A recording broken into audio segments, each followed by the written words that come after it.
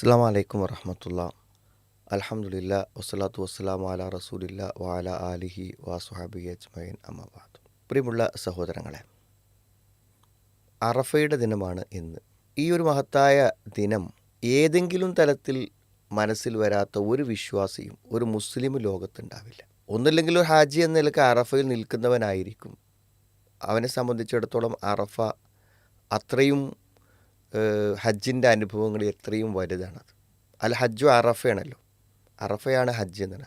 അറഫയിൽ നിൽക്കാത്ത ഒരാളെ സംബന്ധിച്ചിടത്തോളം ഹജ്ജില്ല.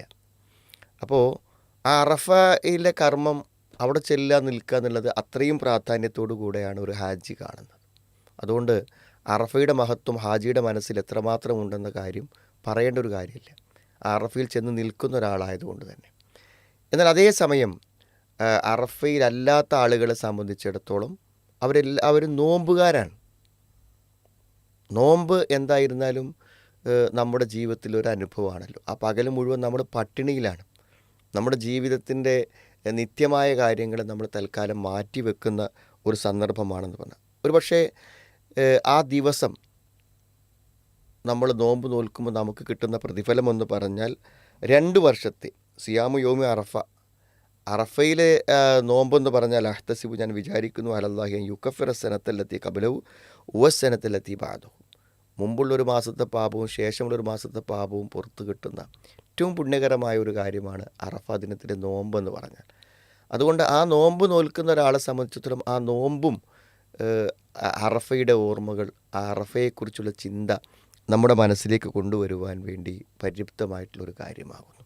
അറഫ ദിനത്തിലാണ് അൽയൗമ അക്മൽതു ലക്കും ദീനക്കും എന്ന് പറഞ്ഞ ഇസ്ലാമിൻ്റെ പൂർത്തീകരണം നടന്ന ഈ മഹത്തായ മതത്തെ അള്ളാഹു നമുക്ക് പൂർത്തിയാക്കി തന്ന ഏറ്റവും സന്തോഷകരമായ ഇനിയൊരാഘോഷം ഉണ്ടാവുകയാണെങ്കിൽ, 2 ഈദുകളല്ലാത്ത മറ്റൊരാഘോഷം ഉണ്ടാവുകയാണെങ്കിൽ ഒരാഘോഷമായി തീരാവുന്ന ഒരു ദിനമാണ് ഈ അറഫയുടെ ദിനമെന്ന് പറഞ്ഞാൽ. കാരണം ഇസ്ലാമിക പൂർത്തീകരണം, നമ്മുടെ ജീവിതത്തിൻ്റെ ജീവവായു പോലെ നമ്മുടെ നിലനിൽപ്പിൻ്റെ ഏറ്റവും വലിയ ആധാരമായിട്ടുള്ള നമ്മുടെ വിശ്വാസം, നമ്മുടെ കർമ്മങ്ങൾ, എല്ലാ കാര്യങ്ങളും പൂർത്തിയാക്കപ്പെട്ട ഒരു ദിനമാണ് അറഫയുടെ ദിനമെന്ന് പറഞ്ഞാൽ.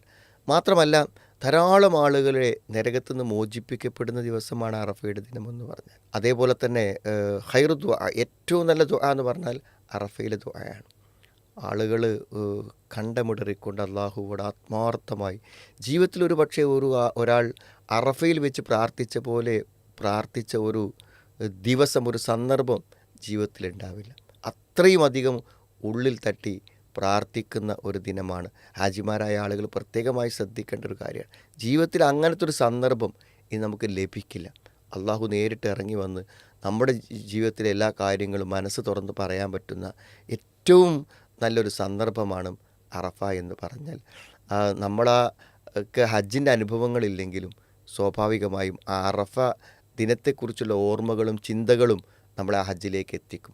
ഒരുപക്ഷെ മുമ്പ് ഹജ്ജ് ചെയ്ത് പോയ ആളുകളൊക്കെ ആണെങ്കിൽ ആ അറഫയുടെ ആ ദിനം വരുമ്പോൾ അന്നത്തെ ആ ഒരു ദിവസവും ആ അനുഭവവും ഒരു പക്ഷേ മനസ്സിലേക്ക്, നമ്മുടെ ജീവിതത്തിലേക്ക് വരുന്ന ഒരു സന്ദർഭമാണ് ആ സന്ദർഭം എന്ന് പറഞ്ഞാൽ.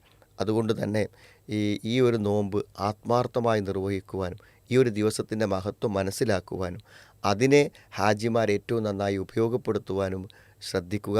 അള്ളാഹു നമ്മുടെ എല്ലാ പുണ്യകർമ്മങ്ങളെയും പൂർണ്ണ പ്രതിഫലത്തോടെ നമ്മളിൽ നിന്നും സ്വീകരിക്കുമാറാവട്ടെ.